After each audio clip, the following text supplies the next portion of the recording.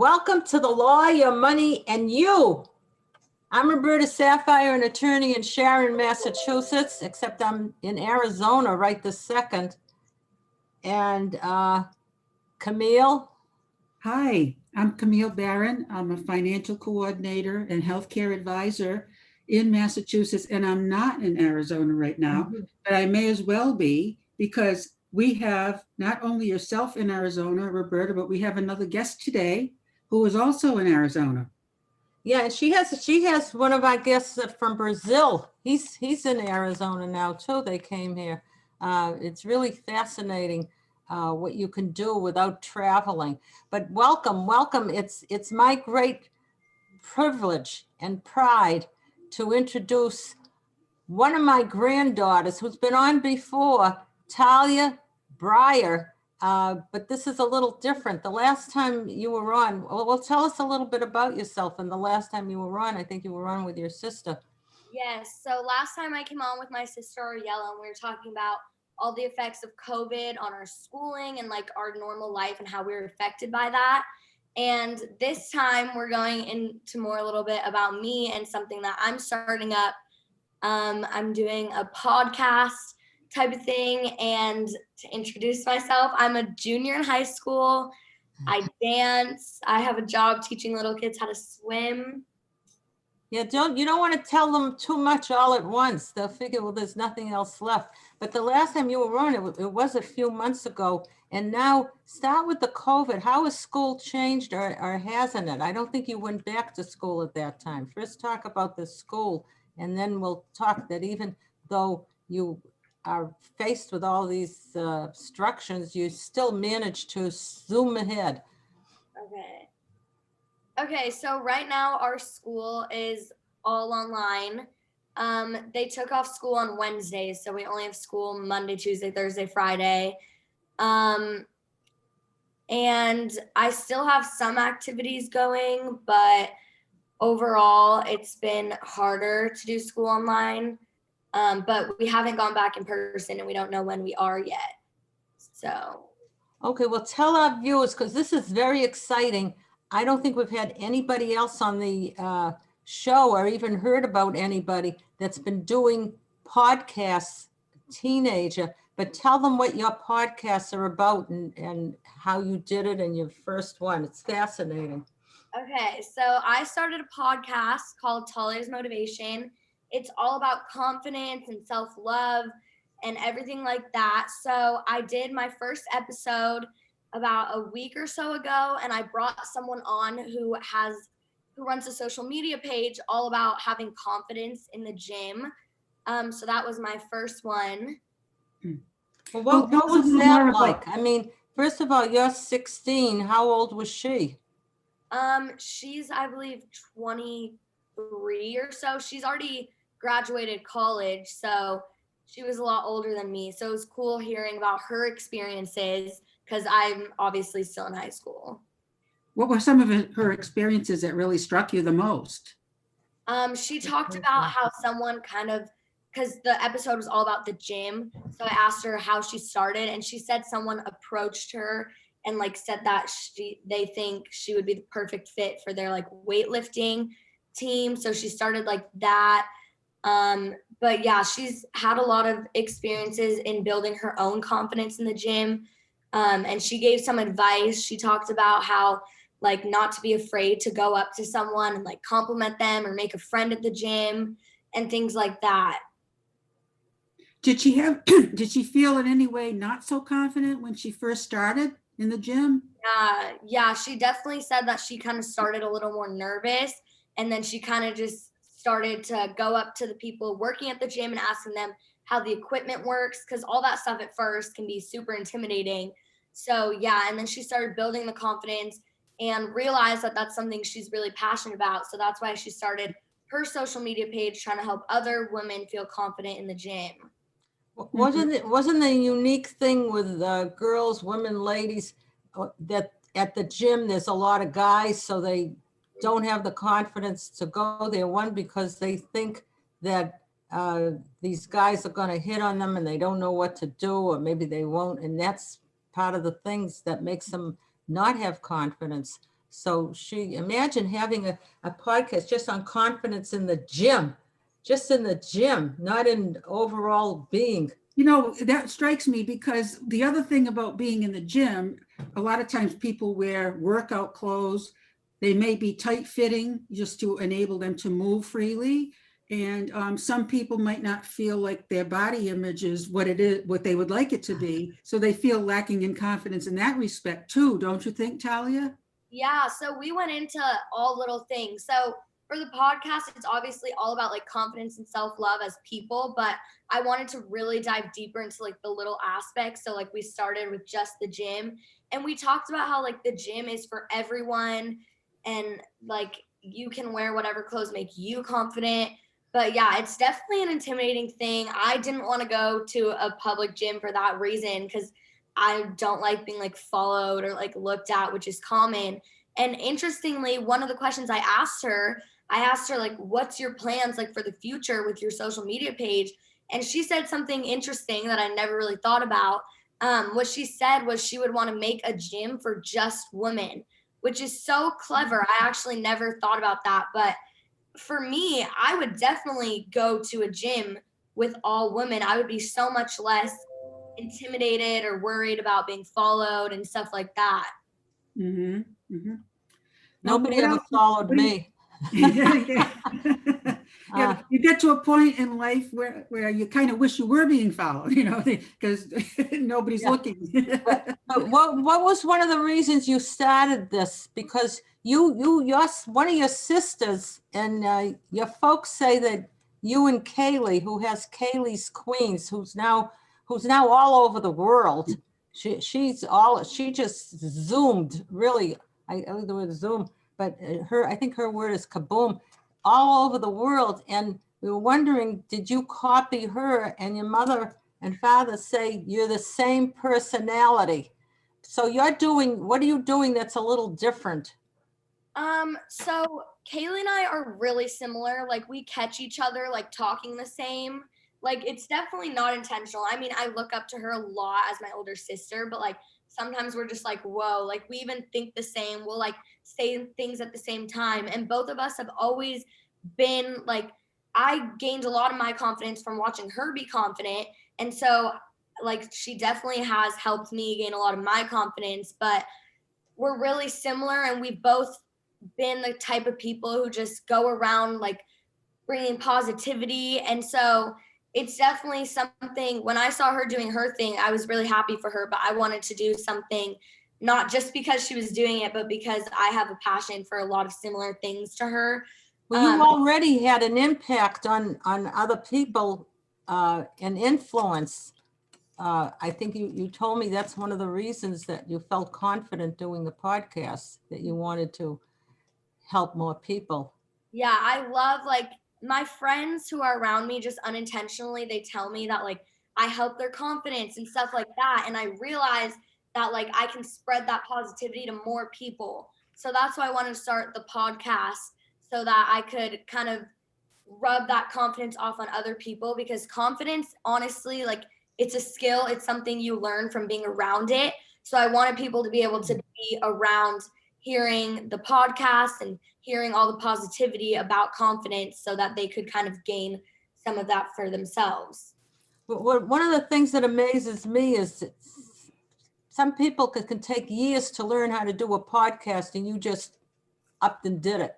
But what's your plans for the next podcast? What's your plans?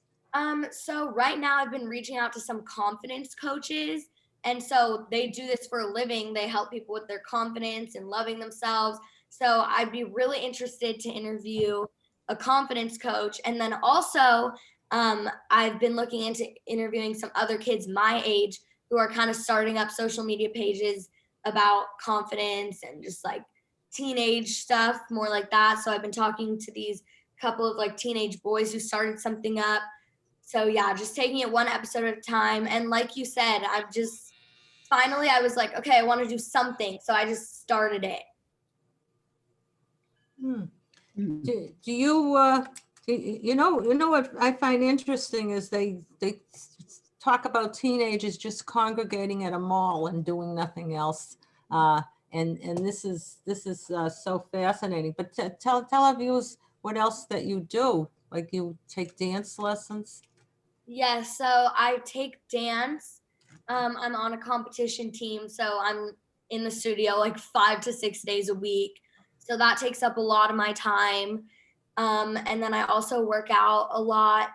I've been getting really into that. So, Well, if I may say so, Talia, even since the last time I saw you or spoke with you, you do seem to have a lot more confidence right now. I think it may be partially because you're blossoming and maturing, but I think that maybe your enthusiasm about sharing confidence has helped you a lot too. yeah, it's definitely like something that I'm really passionate about. And like, it's cool to have Kaylee as my older sister guiding me, but like, it's also just something that I've always kind of had. And then finally, I was like, wait, I really like this. I could actually do something with it rather than just like being confident. I could actually spread that to more people. And how have you planned on promoting your podcast? You're going to be doing your second one soon, getting the word out to others, your friends and other people. Yeah, so I've started mostly on social media and posting about it. I also uploaded it to Spotify, Google Podcasts. It's on YouTube. So just spreading it on social media. I think social media is like the biggest thing right now. So just starting off with that. When you say social media, some people just think of Facebook, but what are the teenagers or young ladies or what's out there now? Because I understand it's not Facebook really anymore. No, it's not Facebook. Definitely it's kind of our parents' generation and older that's on Facebook. We Instagram, TikTok, some people use Twitter, Snapchat is a big one. And then obviously like YouTube has become a big platform for people to get their stuff out there. But I'd say the main one right now is TikTok. So it's short, like 15-second videos that you upload. I thought TikTok was just when you want to superimpose your face on a cartoon. No, you can do all types of things. You can make videos and like it's a lot of like humor. Like people will put like a funny sound behind their video. Oh, well, we do that naturally. We don't need anything else to help us with No, that. but isn't that interesting? You know, I was telling Camille, wait until you hear Talia. It's like eye-opening, especially. And how much do you spend on this? How much money are you doing this all these things at free, minimal? Besides the fact that my time is money, $0. Really? So, it does. Look, she knows time is money, but zero, isn't that interesting? So, you know, how did you learn about making a podcast? I've been listening to a lot of podcasts and it's just something I know some other kids in my grade have podcasts on like just their life, but it's not really directed towards anything. But I don't know. I've watched YouTube my whole life and it's always something I've wanted to do. So I guess just from social media again. Well, what is your next topic that you have in mind? I've had some ideas, but I think my main ones is talking to the confidence coach, like I said, because I really want to ask them like what they do at like for a living. I also really want to bring on someone who's less confident and kind of be able to give them advice or have people send in like letters and stuff that I can respond to. So I'm still working out the little details, but those are some of my ideas for now. Is this just for girls? Yeah, it's mainly like girls are my target audience just because I can obviously relate to them the most. And I feel like girls are predominantly the ones who have less confidence and are insecure. Not to say that guys don't have insecurities, but my target audience is definitely girls. Would you say that the girls are more likely even to acknowledge that they have less confidence than the guys? Mm-hmm. Yes, for sure. Oh, that's interesting. That's interesting. Right. What is your process, Talia? in terms of getting a podcast from inception of the idea to actually doing it, and then after? What are the process that you've been following? So I start by messaging people. So the girl I met off of the Confidence in the Gym podcast, I actually just met her off of social media. So I was even showing Mima this, my grandma, and I was saying, I'm Mima. yes, she's Mima. So you just hashtag things and it comes up with all the pages that have hashtagged that same thing. So I hashtag like confidence or like positivity or like confidence podcast, and their page comes up, and then I just message them and I'm like, hey, I would love to have you on my podcast. So starts with that. Then we find a date, we get all the Zoom set up. As of now, I'm using Kaylee's account for Zoom. That might be one thing that costs money because you have to pay for the Zooms to be longer than 40 minutes. But as of now, I have people letting me use their Zoom accounts. But then we get on the Zoom, I set up a list of questions, like pages of questions. Like what? Like what? Well, some of the ones for the confidence in the gym, I asked her, like, did the machinery intimidate you? How did you get into it? Did you start going with a partner to the gym or by yourself? Things like that. So, and then I ask my social media, are there any questions you guys would have? And then I can use their questions because they're the viewers and I obviously want their questions to be answered. And then I upload it to Spotify, Google Podcasts, YouTube, anything I can, which has been, it's been kind of hard to figure out how to actually get onto that stuff, but I'm figuring it out as I go. You know, Roberta, remember when we talked to some folks locally here about podcasts? I always thought that the podcasts, I know that can be video, but we thought that the podcasts were mostly audio only. But yes, it sounds like you're doing a video recording with audio. Yes. So the podcast part of it is audio only, but since I'm doing it over Zoom, I was able to put the video onto YouTube and Zoom so that people can watch the video with it and they can watch just the audio portion with the podcast specifically. So you do it by way, this is what's interesting too for our viewers, because what you don't realize is you're bringing a lot of new ideas here to people that are doing things. But you use, like we use Zoom for our videos for the show. And part of it, when you finish doing Zoom, it dawned on me afterwards that the Zoom says it's got a few things to choose from. So you can choose just audio off of the Zoom when it's done. The Zoom converts it to these MPEG 45 so that you could put on YouTube, because YouTube has a certain format. I don't know anything about Spotify or this or that, except what you told me in different things. But it seems that you don't need any special equipment. Like in the beginning, Camille, remember you had, somebody says, well, I'm going out, I bought a microphone for a few $100s, Yeah. and I had to do this. And then I had to get a special camera because to shut out this. But then someone told us, well, your cell phone has the mic and it's good.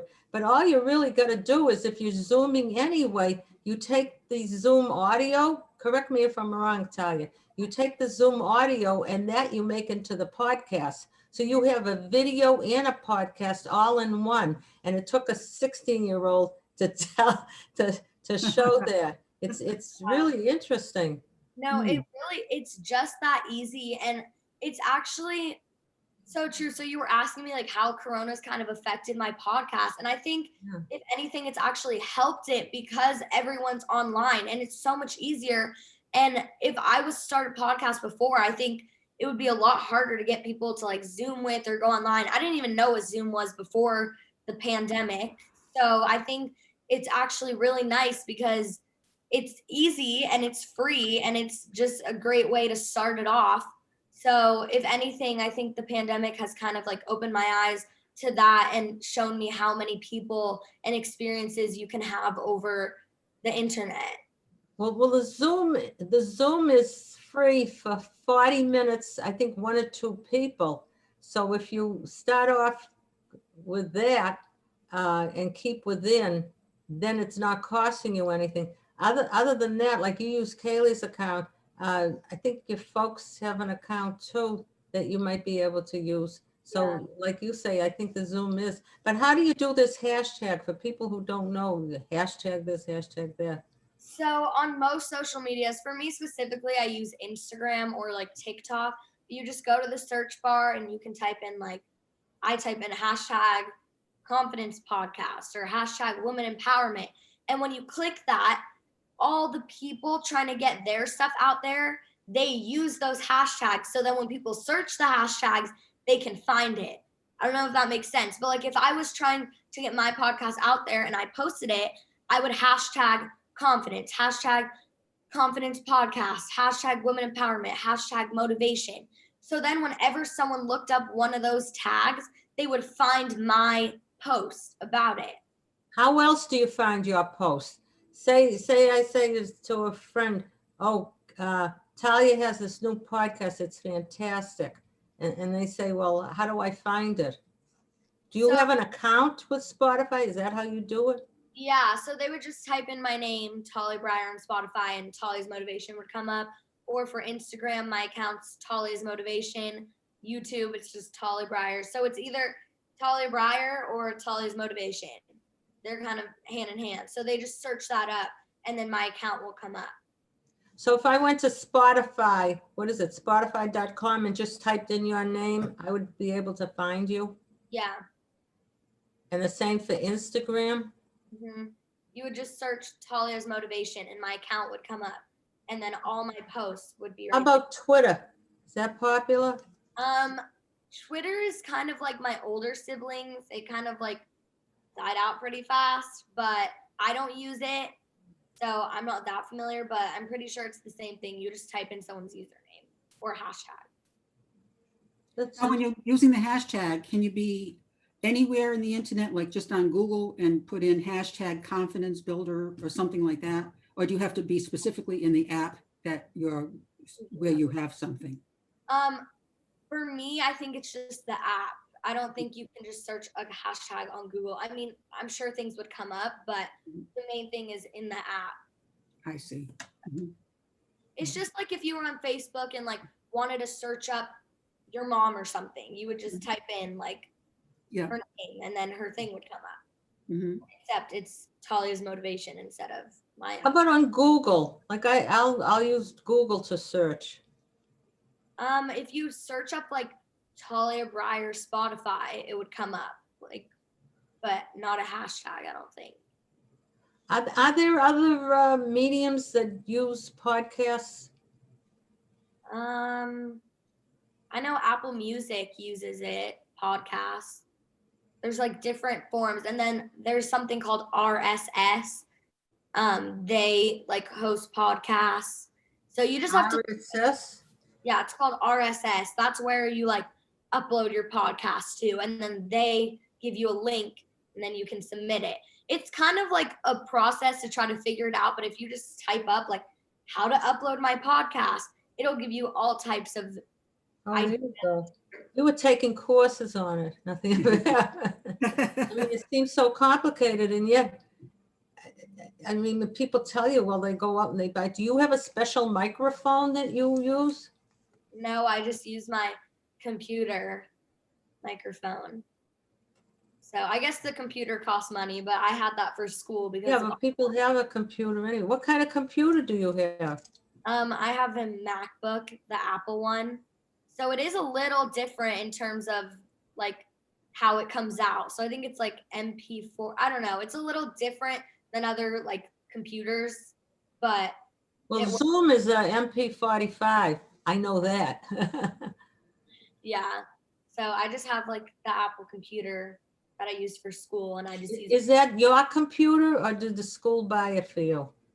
This one's mine, but the school, see, Massachusetts schools, they like buy you the nice computers, but here in Arizona, you get like a 12-year-old computer that like runs really slow. So I bought my own because like the school ones really don't work as well as in Massachusetts. Have you found that some of the school services have gone down over the COVID, that you don't have things at your fingertips like you did before? Like, did you have computer teachers or teachers that clubs like this? What Yeah, was there? like so many things have been canceled. Like even just the social aspect of school going away has been really hard for everyone in high school.